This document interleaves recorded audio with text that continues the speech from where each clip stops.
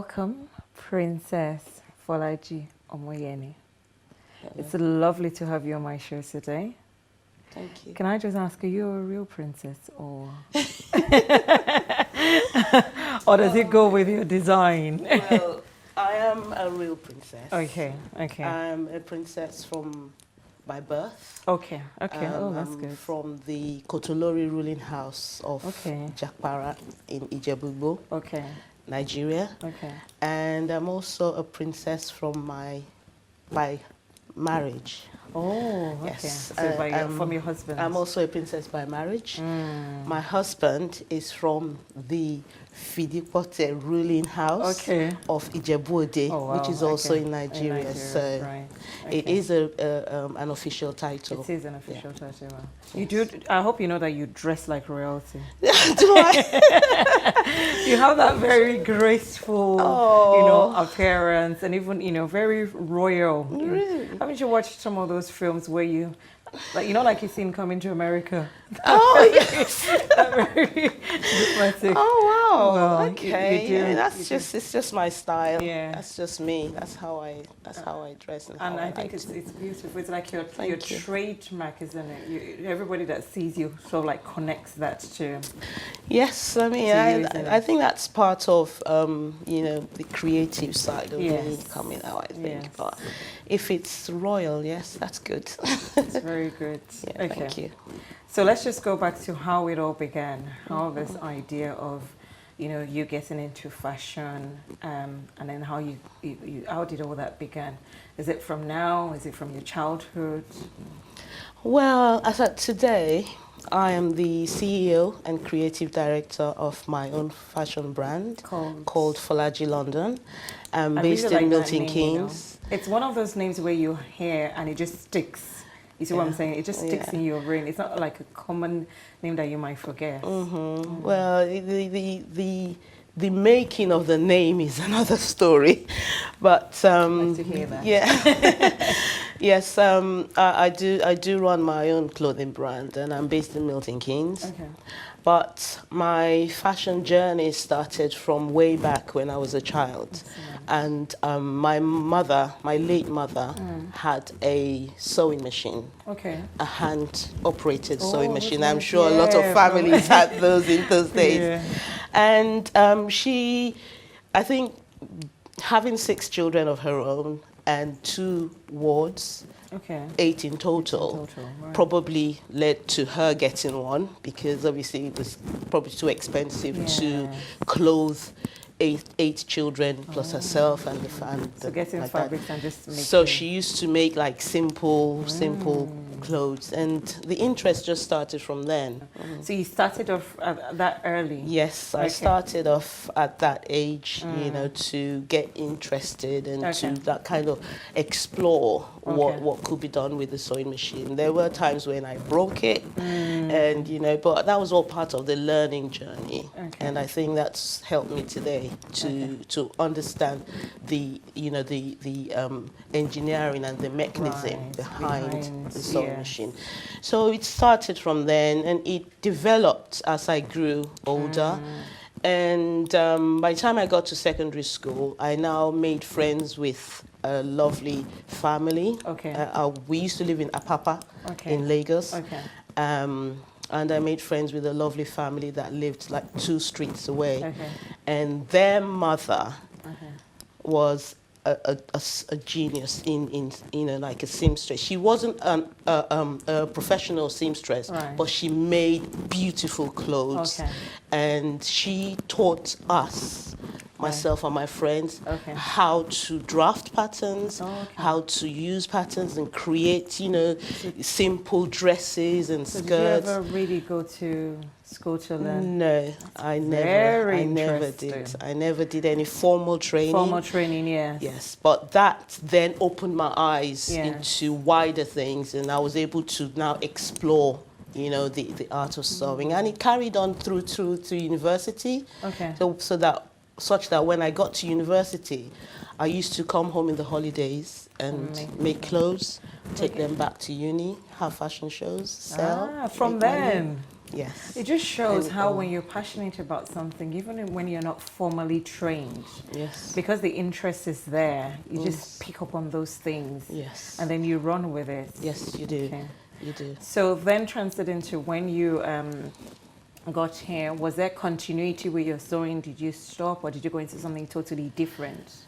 Well, I'm a Training. qualified and registered UK teacher. Okay. So I taught in this country for quite a few years. So what age group? Is it Primary, secondary or primary Right, school, okay. primary, Okay, yeah. yes. And while I was teaching, I carried on sewing. Okay. I'm making my own clothes. Okay. So that I passion would, just yes, I can't remember the last time I bought a piece of material, a piece of fabric, and took it to a seamstress.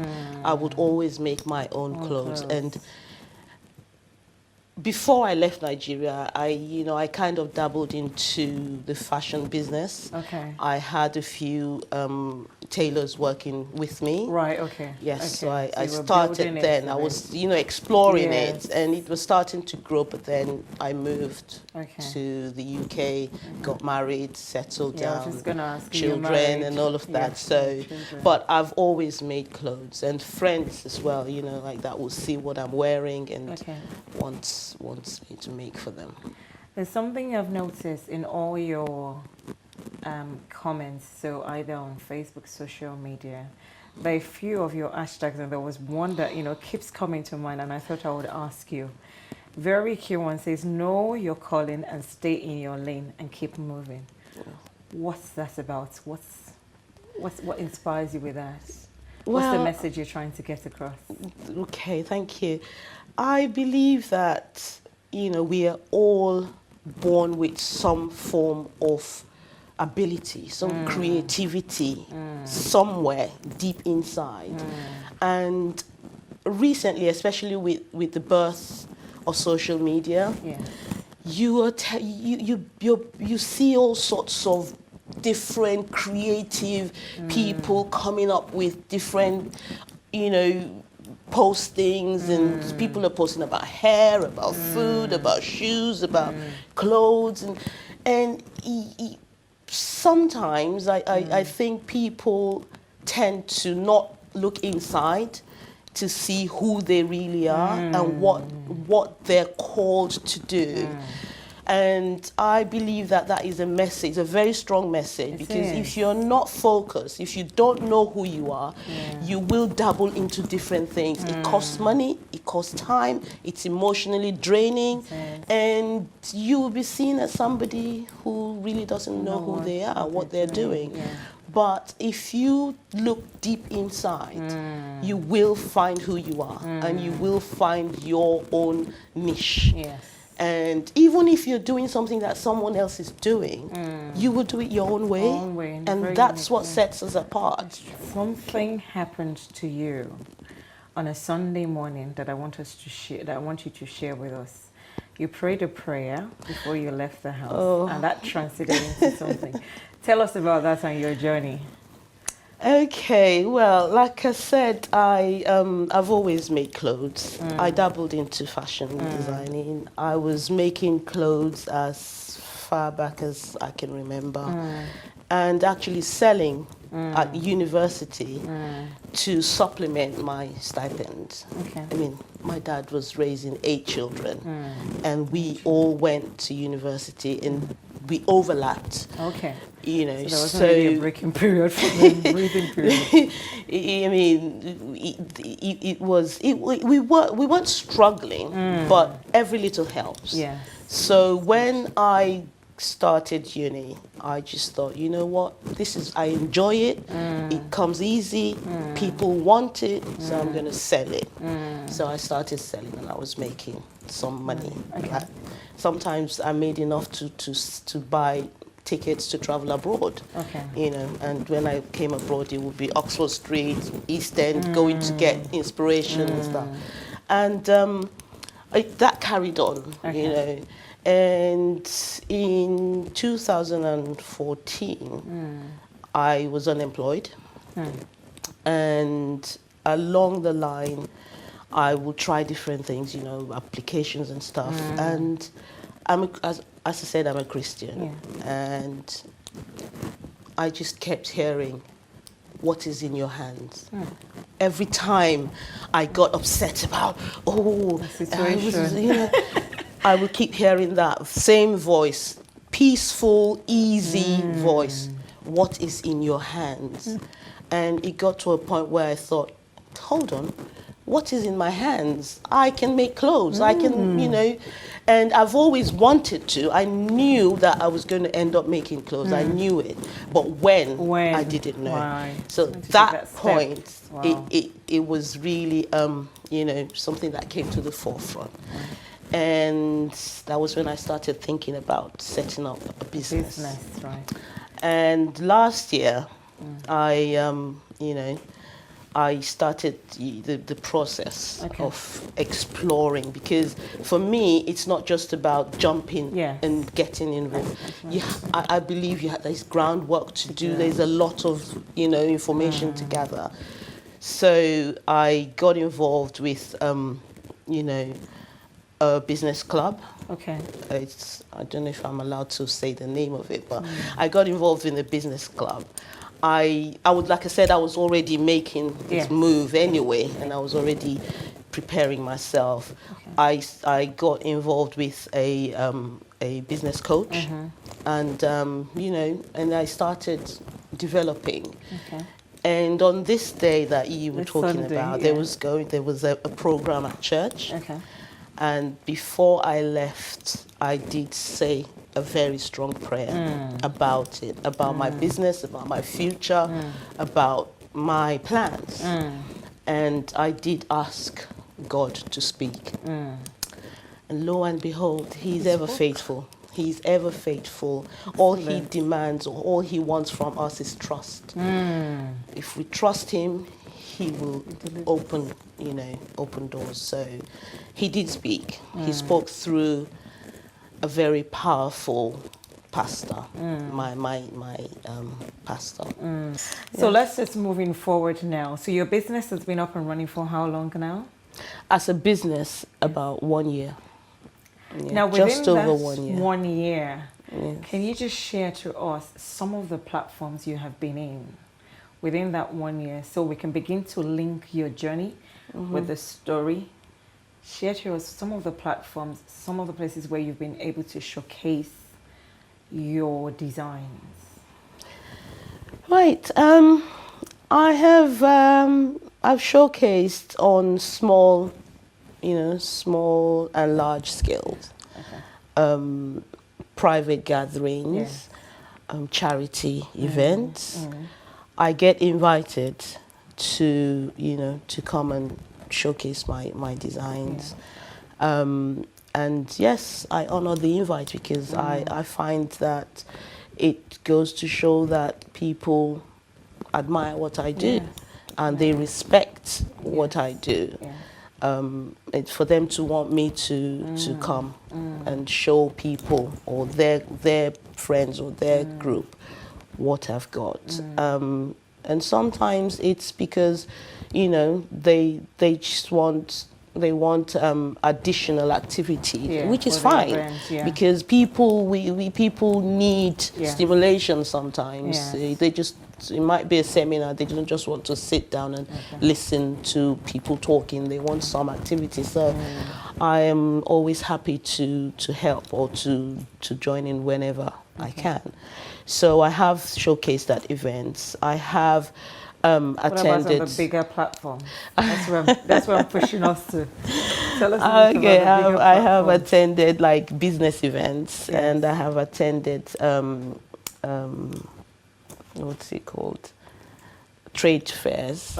And yes, the latest one is that I was selected to showcase at the House of Icons fashion show during London Fashion Week. And that was another level. It was another level. It needed a lot of, vetting, and you have to be of a certain standard. Your products have to be of a certain quality and standard, and you as a person also have to have something that you bring into it. So for me to have been selected, I felt quite humbled. I felt honored. How were you selected? Was it that they just saw your products? Or, well, somebody knows somebody who knows somebody, and they invited me to. So I had to take some samples of my products, and they liked it. So. That was that. But obviously it's not just that. There's a lot more to it than just showcasing, you know, because you know, it's a big platform. It's a huge global platform. Were you on TV, weren't you? Yes. With all your products. I was on television, and I also had to do that runway walk, and I tell you, that was the longest. The longest run where I take my hat off to models, you know, it's the longest walk I've ever walked. It was, I was so nervous, but with halfway, people on both sides. Yes, and the lights, you know, the lighting was, if you, there was a television recording about 2 weeks ago, 2.5 weeks ago, about this, and the lighting, the technical team and not alone, you know, and the cameras at the end of the runway. So were you slightly intimidated initially? I was, you know, because I didn't know what to expect. I haven't done anything like that before, so I was thinking, hey, you know, I'm going. But then, when minutes before I had to come out, I started getting the butterflies. But like, when I was halfway down the runway, I just thought, you know what, this is your moment. Just go for it and keep it moving. So I looked up, and I think I did a good job. But at the end of the day, you know, whatever happened on that runway, I believe is for a bigger and better move. So I'm glad. All within a year. And for me, that just shows how, when you're moving in the right lane with the hand of God totally behind, it doesn't have to take years.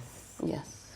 You know, it could be a lot shorter. It does not have to take years. Yes. You also recently got an award. Tell us a bit about that. Yes, I did get an award, and again, that was, like I said, literally nearly fell off my chair when I saw the email. Okay, so an email was sent to you? Yes, and then phone call, because I just did not know where it came from. I did not know how, what, you know, and this award, well, it's the BEFTA Star Award, and I just don't know. I don't know how it happened. I don't know what they saw. I don't know who saw what. I had no clue, because it's not even like a voting award where you can solicit for votes and stuff. No. They select, you know, people that they have been following. They're following and they're watching. Could it be Facebook then they're following you or no? They follow you everywhere. They listen to what people say. They follow you on social media. They follow you at events. And yes, at my acceptance, during my acceptance speech included the fact that people are watching. People are watching. There's another slogan I must mention. Mature entrepreneur. That's another hashtag of yours. As we round up, what's all that about? Okay. And I'm not going to say my age, but you know, we're not allowed to say age. I mean, that has come from. I do use "we don't do ordinary," you know, and I do use quite a few, because I think hashtag sometimes just send a message, but it has to send the right message. You see hashtags up and down. Some of them are like, okay, you know, but I try to use hashtags that mean something to me. And that one means a lot because I'm a mature entrepreneur. I have children in their 20s and I am just starting out as a businesswoman. Exactly. And I could have done this years ago, but it's time. Yeah, God's time is now. Exactly. Time is now. If I had started, who knows, maybe I would have packed up, maybe I would have lost money or whatever, or I would have, who knows, but it feels right. Yes, it feels right at this age for me to be starting a business. And then Kentucky, he started. Yeah, exactly. So who knows? 50, he started. Who knows? There are lots of you know, entrepreneurs who started their business in their 40s, 50s, and you know, they went on and did because I think excellent. It's very encouraging to others, and those were one of the things I saw, that you know, it's not really for you to give up irrespective of your age. Like you said, you know, you do what you're doing, you're enjoying it, you're so full of life. I've seen you support so many charity organizations, you know, I've seen you support quite a few, which is also good. And I know you've talked a lot about giving back.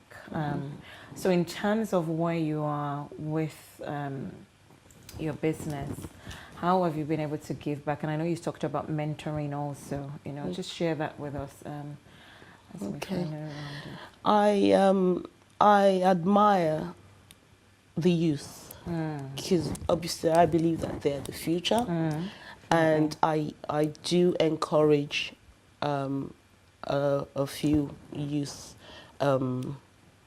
leaders. Most of them have their own charities that they run, and I admire them for their strength, for their diligence, for their commitment, for even the thought of starting something to support at that age. And I'm thinking, if you at 20-something are thinking about your community, you're thinking about other youth, you're thinking, by the time you're 40, you would have done mighty things, and you would have changed the lives of.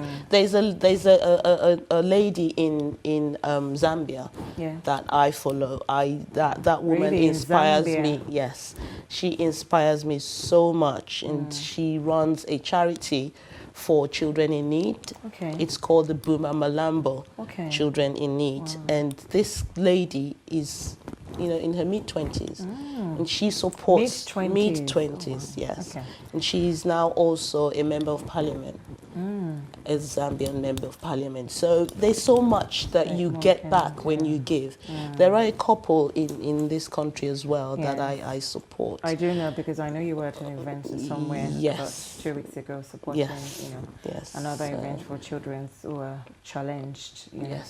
So well done to that, and thank you so much for coming on the show today. Thank you for being an inspiration to other women, irrespective of their age.